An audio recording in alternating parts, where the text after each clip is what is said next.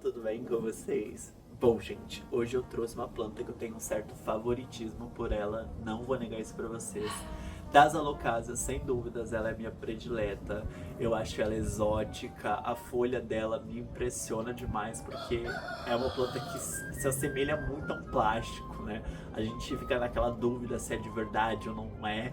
Então ela é uma planta que tem um certo favoritismo sim na minha coleção, que é a Alocasia cuprea. Essa plantinha aqui é uma planta que sempre esteve nos jardins das vovós aí, né? Ela foi popular por muito tempo, principalmente ali nos anos 90, 2000, né? E de repente sumiu, né? A gente não encontrava com tanta facilidade em gardens, né? Locais destinados a comprar plantas.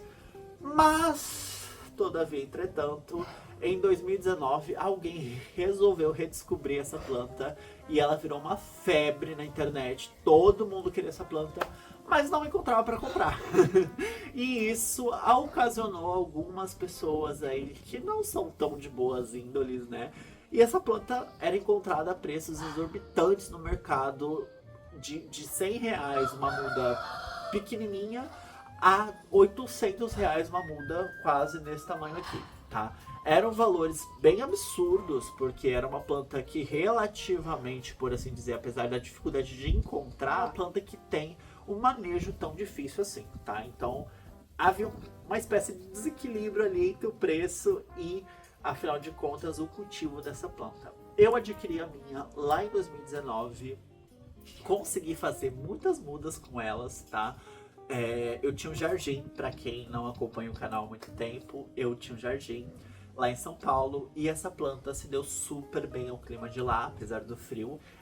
Eu consegui fazer muitas mudas dela, né? Essa daqui não é a planta em questão, essa daqui já é uma filha da filha da filha da filha daquela planta.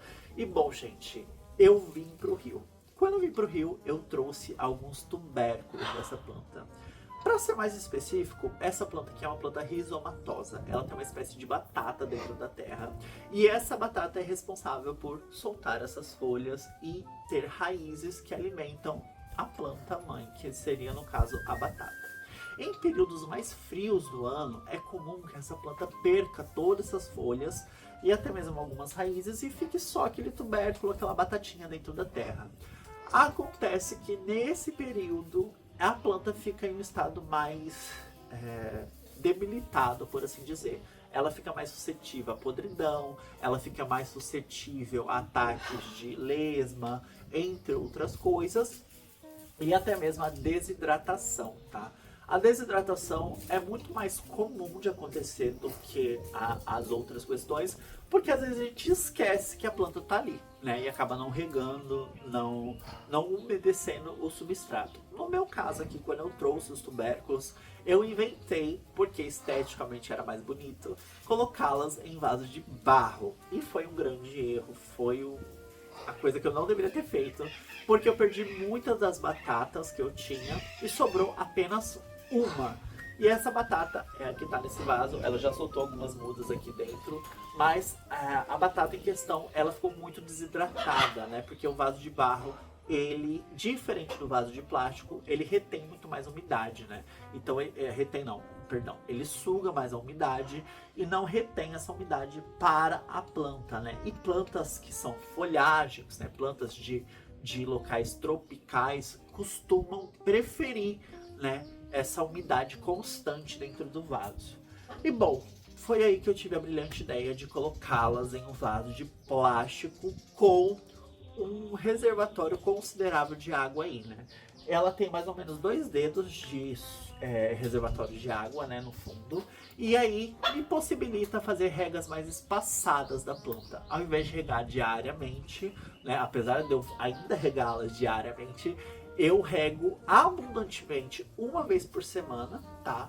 O vaso em si, garantindo que esse reservatório tenha uma quantidade considerável de água, né, a semana toda, e faço regas diárias apenas das folhas, né? Então eu só passo a mangueira rapidamente ali, molhando as folhas, principalmente quando ela tem folhas em expansão, como é no caso dessa folhinha aqui, tá? Aqui, ó.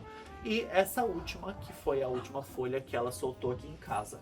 Eu vou tentar me aproximar aqui, para vocês verem o tamanho dessa folha. Deixa eu soltar a bisteca aqui. Bom, gente, a folha em questão é essa. Olha o tamanho que ela tá. É uma folha bem grande. Eu fiquei bem impressionado. O tamanho dela também é bem considerável. É a maior folha que ela soltou desde que ela tá nesse vaso de barro. Já faz mais ou menos uns 2 anos que ela tá aqui. E bom, gente, eu acho que eu cheguei ao ápice no meu cultivo. Eu acho que esse aqui realmente é o substrato definitivo, que é o serrapilheira. Quem não sabe o que é serrapilheira é o substrato que o pessoal usa geralmente para orquídeas, né? Que é uma mistura de terra vegetal, humus, ele tem bastante folha, esfagno, algumas lascas de casca de pinos, entre outras misturinhas aí que garantem que o substrato seja sempre airado, né? Ele não compacta. E isso é bom porque essas folhas, essas plantas são plantas de batatas. Se ela compactar, ela não consegue expandir essas batatas e você nunca vai ter muda e a planta vai ficar feia. No meu caso aqui, gente, eu acho que eu acertei, como eu disse, o cultivo, tá tudo indo muito bem. Eu não tenho muito mais o que pregar pra vocês falar dessa planta. Eu gosto muito dela, como eu disse. E eu acho que é uma planta que eu super recomendo que vocês tenham na coleção de vocês. Se vocês encontrarem ela com preço acessível, como eu acabei de falar, vale super a pena.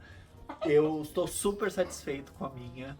É uma planta que eu tenho um carinho muito grande, tá? E é isso, gente. Eu acho que eu não tenho muito mais o que acrescentar. Espero que vocês tenham gostado do vídeo. Se gostou, comenta aqui embaixo, curta. E é isso. Tchau, tchau.